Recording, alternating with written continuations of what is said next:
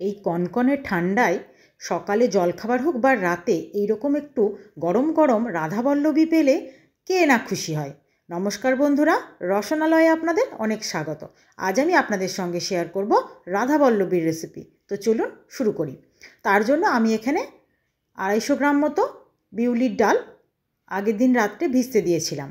এবার ভিজিয়ে জলটা ঝরিয়ে নিয়েছি, খুব ভালো করে ধুয়েও নিয়েছি। এবার ডালের অর্ধেকটা আমি আগে মিক্সির জারের মধ্যে দিয়ে তার মধ্যে অল্প জল দিয়ে একটু পেস্ট করে নেব। আর পেস্টটা কিন্তু একদম খুব মিহি পেস্ট করব না, একটু দানা দানা থাকবে, এই রকমভাবে পেস্টটা করব। তো দেখুন একদম ওই রকমই পেস্টটা হয়েছে। আর এইভাবে আমি পুরো ডালটাই পেস্ট করে নেব। তারপর আমি কড়াইয়ে এখানে প্রথমে 2 চামচ মৌরি একটু ভেজে নিয়ে শুকনো খোলায় ভেজে নিয়েছি। এবার মিক্সিতে গুঁড়ো করে নেব। গুঁড়োটাও কিন্তু দেখুন একদম মিহি পাউডার নয়, একটু মোটা মোটা থাকবে, সেইভাবে গুঁড়ো করব। তারপর কড়াইয়ে প্রথমে অল্প সাদা তেল দিয়ে কালো জিরে ফোড়ন দেব। আর তার মধ্যে দিয়ে দেব ছোটো চামচের 1/2 চামচ হিং। হিংটা দেওয়ার পর দিয়ে দেব ছোটো চামচের 2 চামচ আদা আর কাঁচা লঙ্কা বাটা। তারপর এর মধ্যে দিয়ে দেব স্বাদ অনুযায়ী লবণ আর দেব স্বাদ অনুযায়ী চিনি। লবণটা নিজেদের স্বাদ অনুযায়ী কম বেশি করবেন। আর দিয়ে দেব চিনি, 1 চামচ চিনি দিলাম। এবার এখানে অল্প একটু জল দেব, দিয়ে মশলাটাকে খুব ভালো করে কষিয়ে নেব। এই আদা বাটা আছে যেহেতু, অল্প একটু জল দিলে তবেই কিন্তু মশলাটা ভালোভাবে কষানো হবে। এবার আমি এর মধ্যে দিয়ে দেবো ওই 2 চামচ মৌরি গুঁড়ো। মৌরি গুঁড়োটা দিয়ে আবারও খুব ভালো করে কষিয়ে নেব। তারপরে যে বিউলির ডালটা আমি এখানে বেটে রেখেছি, সেই বাটা ডালটা আমি এখানে দিয়ে দেব।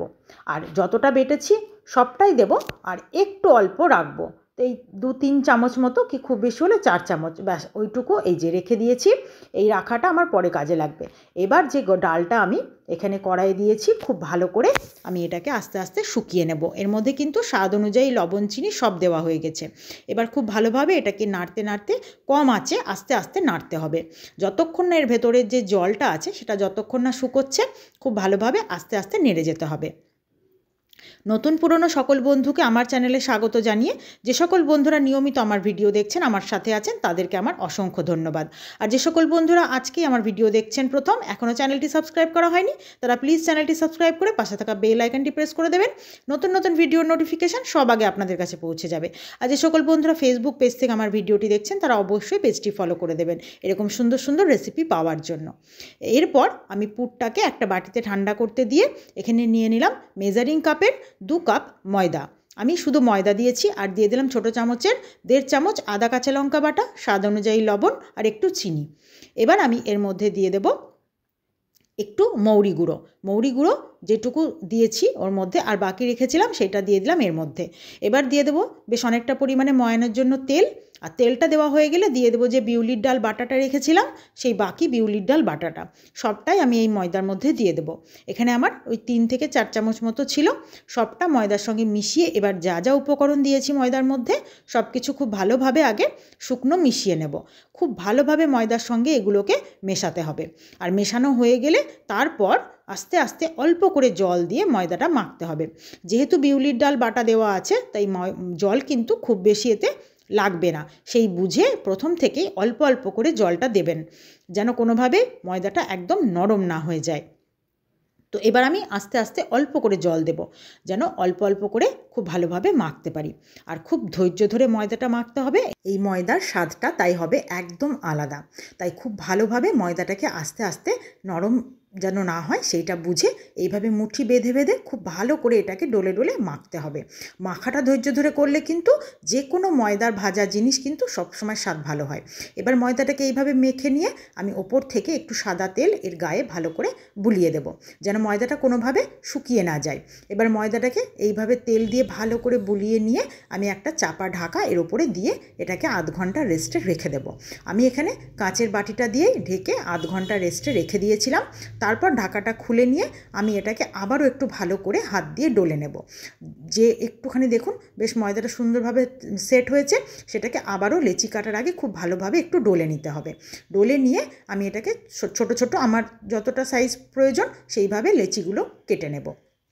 ময়দার লেচিটা কাটা হয়ে যাওয়ার পর আমি এখানে যে বিউলির ডালের পুরটা রেডি করে রেখেছি সেটাও লেচি করে নেব। আর তার আগে ময়দার লেচিগুলোর গায়ে কিন্তু একটু সাদা তেল বুলিয়ে দেবেন, যেন কোনোভাবেই লেচিগুলো একে অপরের সঙ্গে লেগে না যায়।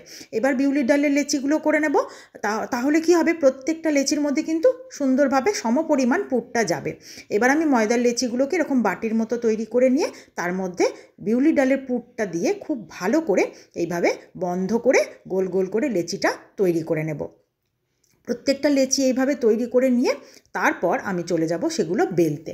এবার দেখুন এইভাবে রেডি করে নেওয়াতে কত সুবিধে হচ্ছে।